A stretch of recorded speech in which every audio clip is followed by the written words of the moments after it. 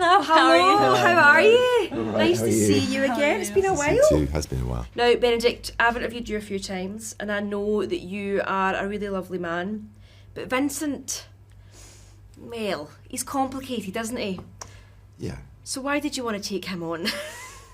Because I think he externalizes the sort of human mess that a lot of us get the chance, perhaps, with a better childhood to work on earlier. He is a child. He is selfish. He's narcissistic. He isn't a narcissist. As you discover, there's a lot of causality that gets revealed in this show, you know.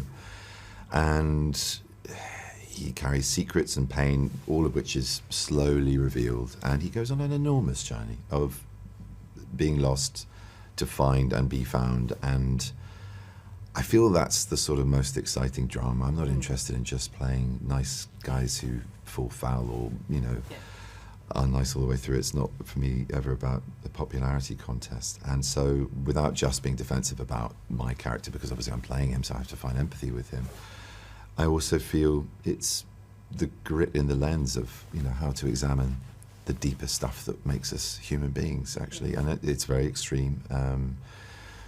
That he's someone who's mentally incredibly unwell and has never had love and in his childhood, and it acts out as the child adult that he is, and forms toxic relationships because of that behaviour. And that trauma passes on, it ripples through his family, through his work, through society, and it's a hell of an odyssey and dark night of the soul kind of journey to get to where he does, but there is light at the end of it. And those kind of journeys are the meat and bone of what I like to do as an actor. They're the real food you want to get tucked into to continue the eating metaphor. But, you know. Are you hungry? No, just slightly tired. But yeah, you'd think I was hungry. But yeah, it's a very satisfying thing to play those kind of roles. Yeah, definitely, and you do it so well. I read in the production notes, Gaby, that before you even read the script, you said to your husband, "Are we up for a family adventure in Budapest?" Is that right? Yeah, that's right. And they were like, These are the "Right, most then." important questions, by the way. Yeah. Let's be honest. absolutely. They really are. What's They the are. point of even reading the scripts if he Yeah, says no? Because then exactly. I'm not going. Exactly. But is that a big decider for you guys? Because I feel like it would be for me if it's like somewhere I want to go. It's the biggest, really. Yeah, You know, yeah, beyond the quality of people you want to work with, yes. yeah. Because obviously it's set in 1980s New York. I believe you grew up in New York in 1980s, but then you were filming in Budapest. But did Yes. it kind of match up? Were you like making sure? Was it like quality control? Is this like it used to be? Actually, yeah, it was quite incredible the first time I walked on set, which was in a studio, this apartment of ours that was built. I actually started to cry because it felt so reminiscent of my childhood. But then also the energy of the city of Budapest has... it felt very much like 1980s in New York. It has a sort of heaviness that's carried. It's beautiful. It's got a sort of chipped glory.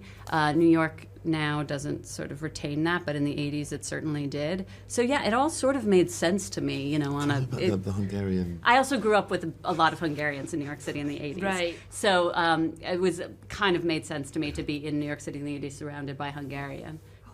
Yeah. It was just meant to be. Like literally, before you read it, you're like, do you know what? This is going to work out. The dream within the dream I within had the a dream. little bit of a week when I went into Booch's, Edgar's, our child's bedroom, because I just saw lots of my childhood, the stuff that we imported and were obsessed with, from, you know, E.T.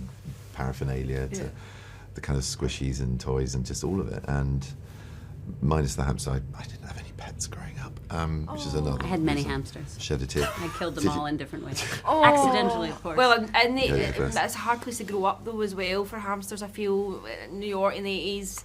yeah. Well, yeah, it's at least they're contained animals.